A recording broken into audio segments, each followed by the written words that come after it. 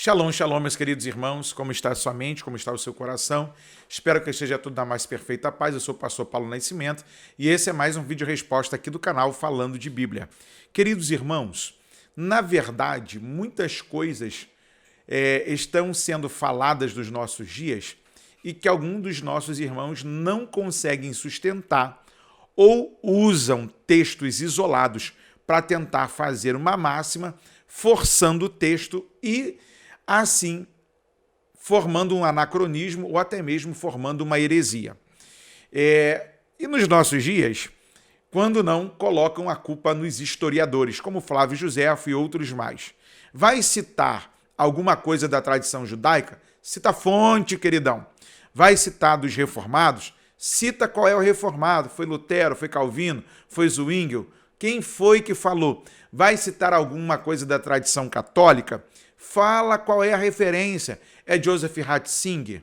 É Jean de Paolo? É Saldarini? Quem é? É o ex-frei, o francês, o François, Albert François? Quem que você está falando? Porque o problema é que muitas vezes a galera cita ou muitas vezes não cita quem é o autor, fazendo entender que ele mesmo foi quem pensou sobre aquilo ali. E muitas vezes alguém muito lá atrás, bem antes de nós, pensou até de forma melhor do que nós pensamos nos nossos dias. E aí a gente não cita a fonte, esconde, falando que está na tradição, e quando você vai ler a coisa da tradição, não tem nada daquilo lá. Igual outro dia citaram na igreja lá que o cara falou que ia provar quantos filhos o Eucana tinha, e disse que porque ele disse para a Ana, sua esposa, que era o seu amor melhor do que 10 filhos, ele pegou aquele pedaço e disse que Penina tinha 10 filhos. Ora, e ainda colocou na conta de Flávio Josefo. O outro falou que na cova que Daniel foi jogado com os leões, tinha 1.118 leões.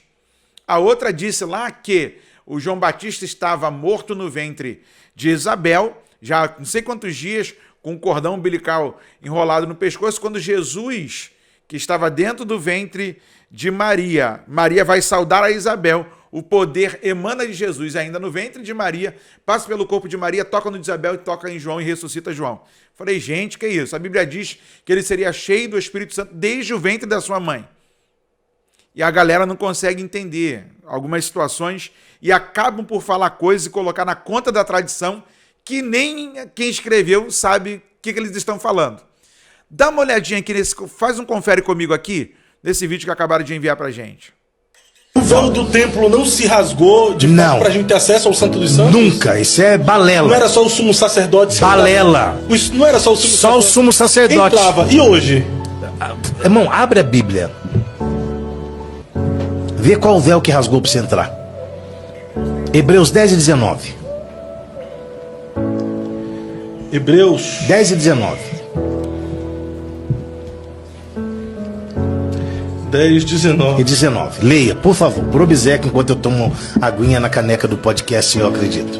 Tendo, pois, irmãos, ousadia para entrar no santuário pelo sangue de Jesus. Continua. Pelo novo e vivo caminho que ele nos consagrou pelo véu, isto é, pela sua carne. Qual que é o véu? A carne de Jesus? Acabou. Então essa ideia que só o sumo sacerdote entrava no lugar verdadeiro. Verdadeiro. Mas quando Jesus morre na cruz e o véu do templo se rasga de alto a baixo, não foi pra gente ter acesso. Não, o que tinha dentro do Santíssimo? A arca. Então rasgou pra quem sair? Então você está dizendo que Deus estava preso lá dentro do... Não é preso, não é preso. Se enrolou, não é preso, irmão. Pelo amor de Deus. Hebreus, capítulo de número 10, versículo de número 19, foi o que ele falou lá. Tendo, pois, irmãos, ousadia para entrar no santuário, pelo sangue de Jesus, pelo novo e vivo caminho que ele nos consagrou pelo véu, isto é, pela sua carne, e tendo um grande sacerdote sobre a casa de Deus, cheguemo-nos com verdadeiro coração e inteira certeza de fé, tendo o coração purificado da má consciência e o corpo lavado com água limpa. Retenhamos firmes a confissão da nossa esperança, porque fiel é o que prometeu. Gente, a gente precisa entender o que a Bíblia está tentando nos informar. Na verdade, ela deixa muito claro.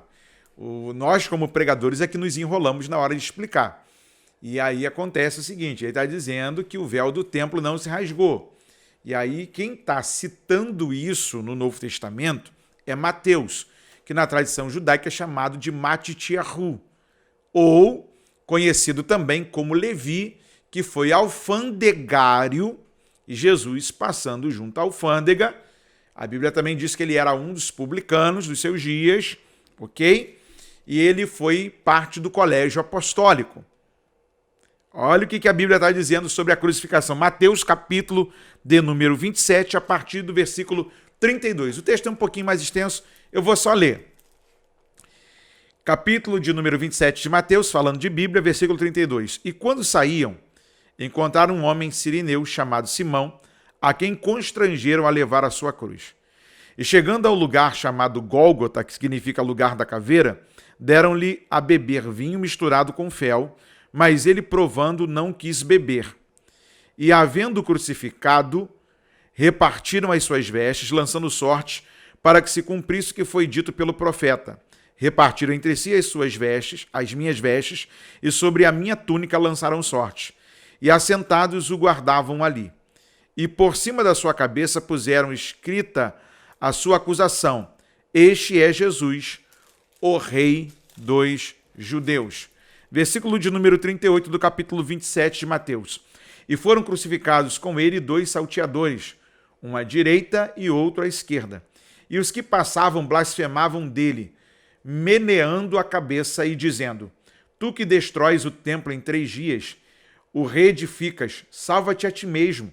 Se és o Filho de Deus, desce da cruz.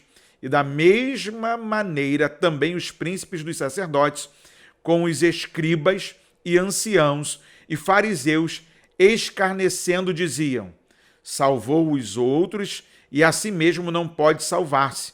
Se é o rei de Israel, desça agora da cruz e creremos nele. Confiou em Deus, livre-o agora, se o ama, porque disse: Sou filho de Deus. E o mesmo lhe lançaram também em rosto os salteadores que com ele estavam crucificados. E desde a hora sexta, versículo de número 45, grife isso ou marque aí na sua Bíblia. E desde a hora sexta, houve trevas sobre toda a terra, até a hora 9ª, ou seja, do meio-dia até as 3 horas da tarde.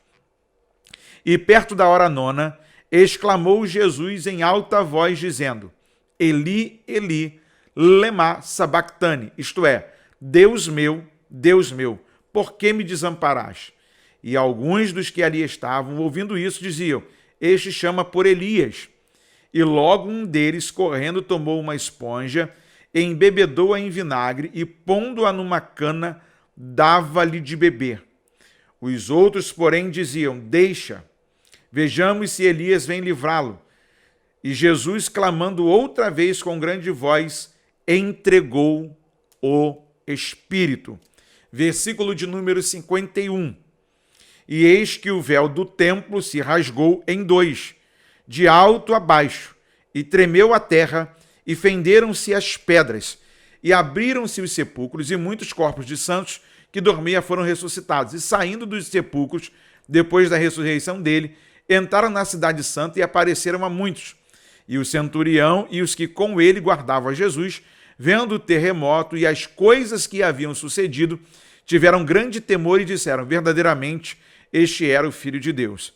E estavam ali olhando de longe muitas mulheres que tinham seguido Jesus desde a Galileia para o servir, entre as quais estavam Maria Madalena e Maria, mãe de Tiago e de José, e a mãe dos filhos de Zebedeu. O texto é extenso, porém eu quero repetir o verso de número 51.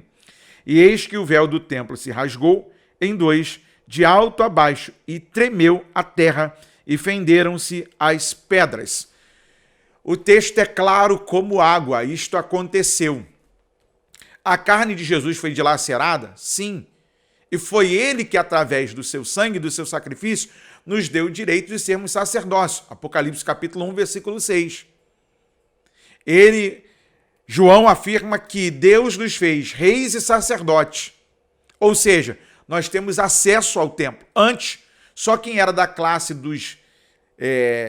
do sacerdócio que poderia entrar, que poderia oficiar, ou quem fosse dos levitas, da tribo de Levi.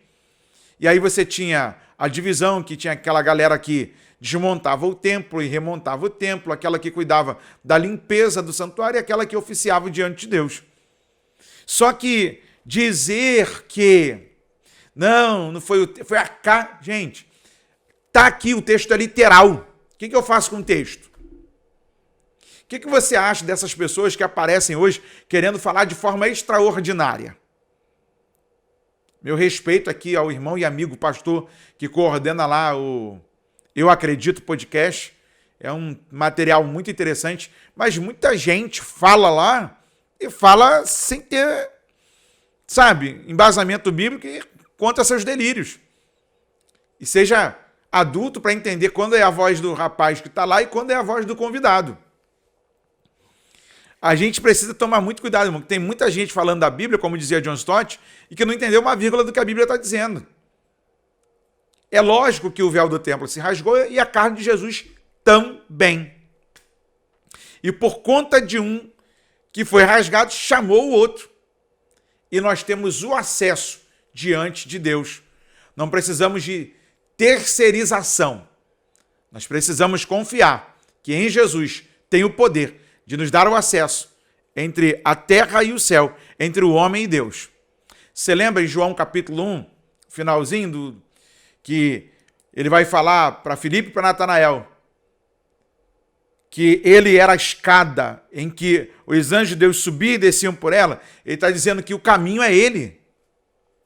Não tem outro acesso ao céu que não seja por meio de Jesus. E isso se deu também por conta do sacrifício da cruz. O que você pensa de tudo isso? Joga lá no grupo de ensino da igreja, da escola bíblica. Vamos conversar? Coloca aí o seu comentário. Eu quero bater um papo contigo, porque daqui nós continuamos a proposta falando de Bíblia. Eu quero lembrar a você que você também pode nos ajudar a manter essa programação. Tem uma chave Pix aparecendo aí para você, que é doarparafb@gmail.com. Eu vou repetir, doarparafb@gmail.com. Essa é a nossa chave Pix, que você pode também estar nos ajudando aqui. Aí de repente você diz assim, pastor, qual é o valor? O valor que Deus colocar no seu coração. Eu não vou impor nenhum valor, mesmo porque nós temos os nossos gastos aqui e eu quero estar mais vezes com os meus irmãos, trocando ideias, trocando informações, respondendo algumas dúvidas que às vezes você na sua igreja tem vergonha de perguntar. E às vezes tão intimidado que está pela vergonha, não pergunta e fica sem resposta.